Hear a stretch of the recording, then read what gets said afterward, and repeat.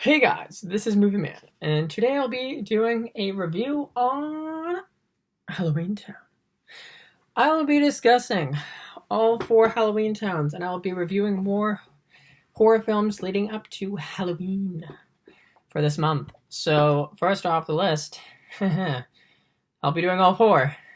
Yes, all four of them, including that fourth one, which didn't even have the lead actress in it. Anyways, starting off is number one, which was back in 1998, 1999, and it's a cute movie. I can't lie. It's a Family Channel Disney original film, which I saw when I was a child, and I just recently watched all four to kind of get in the mood for Halloween, and also to give you guys this review.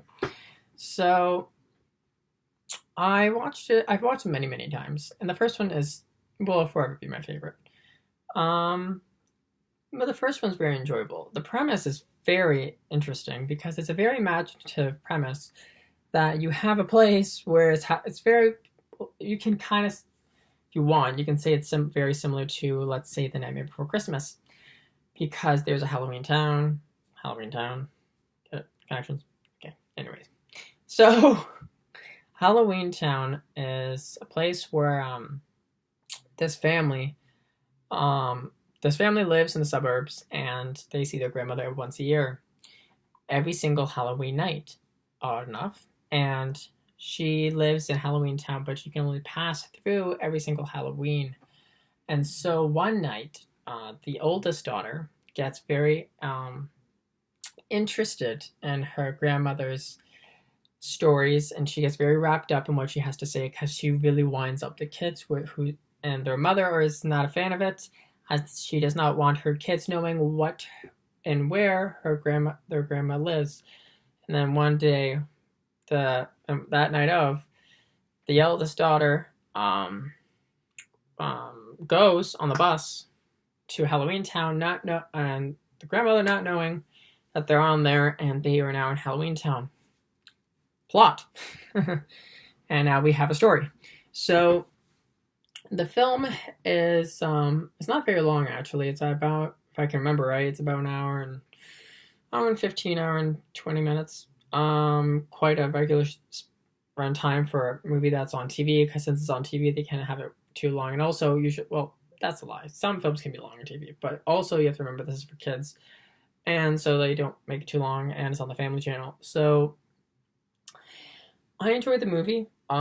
It was fun. It was also spooky, and it had a creative spark to it and flair that I loved, which was that it's interesting. They have everything down to detail. Like, they have an ice cream parlor by the Abominable Snowman. You have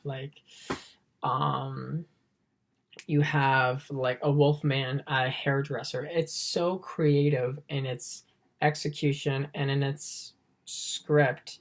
You can't help but have a grin on your face. It's just a fun film. Sure, it's not like amazing. It's not like the best, like one of the best. It's definitely a fun film. It's one of my favorite Halloween films to watch every year. And no matter what age I'm at, I will always enjoy watching this movie because of the sheer imagination to put into it, and also the casting. Debbie Reynolds as the grandmother has such a warm, comforting quality to her. I love her as an actress, and may she rest in peace. She gave such a great performance, and she really is an integral part of this film series, and one of the best parts of this film series that I really enjoy. And she gives a fantastic performance next to everyone else involved, and it's a fun film. The villain in the film is a little predictable. When I saw it for the first time, I was surprised. Yeah, of course, Darren, you're not gonna know you're not gonna be that surprised when you see the film the second time, because you know who it is. Yes, that is true. But remember, great, you can also pick up on things that you didn't notice the first time. And the thing is, I find the villain to be good. It's just they could have made him a lot more mysterious and not too obvious. And what I mean by that is you don't if you ever have a film that's a whodunit where you want to create where you want to reveal the villain at the end and kind of go, oh, this is who it was the entire time, and we just like fooled the entire audience of you not knowing who the villain is, and you knew him the entire time. I love that. That's what the movie Scream's all about. But what's so interesting about how they did it here was he seemed kind of shady. Sure, the mayor is very, very like likable at first when you see him, and he's nice to the kids, and comes every now and then. But he's just, I don't know. It wasn't too shocking, and he had a creepy quality when I was a kid. I was scared the socks off of me when I was a child. But now it's just kind of jokey. Probably because I'm older. But the villain was fine. The way they revealed it though was a little weak. And then the last part of the ending I enjoyed because the family comes together and they defeat Calabar. And that's the end of the movie. And then the mother kind of warms up and says, "Okay, you guys can see your grandma, or she can come live with us." And that's the end of the film. And it's an enjoyable movie. It created a massive amount of fans after this film came out. And it also had 3 sequels followed by it, which weren't particularly the best. And I'm going to be getting into those next, which will be fun. But no, this film was fun. The villain was okay. What really saves this film for me and makes it really enjoyable is the premise. It's the imagination, and I will keep saying it again and again because it could have just been like a cookie cutter kind of movie and just a by the numbers Family Channel movie, but it's not. And reason why everyone says HalloweenTown and everyone knows HalloweenTown, there's a reason why it's still talked about so many years later, because it was very imaginative in its writing and its storytelling. And they do have some plot holes. Like they could have explored a lot of more HalloweenTown because they go to like the grandma's house. They do have some little spots they go to, like when she buys her broomstick, and that was cool. But like, I would have loved to have seen more of that. Like if you showed the entire town, which would have been really cool, and shown all over. Like you see Benny, who is the taxi driver. He's fantastic in the movie. I think he's great. But I felt like it could have explored a lot more of the world. Like they did a lot of world building in this franchise, which I'll cover when I do these film reviews. And so it's just, if they expanded more on the world building within the film and not just the writing, I think it would have been a lot stronger. Not saying it's not a strong film. This film, I will definitely rate I will rate this movie a solid 8. I think it's a very enjoyable movie. It's a fun film to be had. Debbie Reynolds is fantastic in it.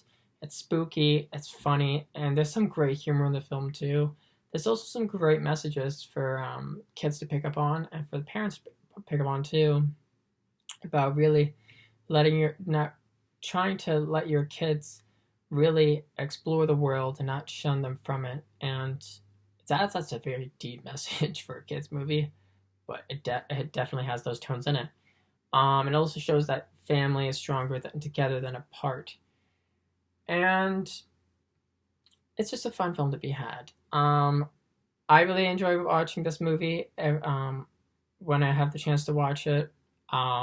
It's not too long. It knows the pacing's actually very well paced, and yeah, it's a very enjoyable film.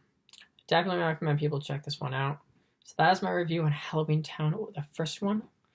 So I'll now be reviewing next is HalloweenTown 2, Calabar's Revenge, which I have very, very interesting thoughts on that film that I'll be sharing with you guys after in my next review. So keep an eye out for that one. And I'll also be reviewing the last 2 after that.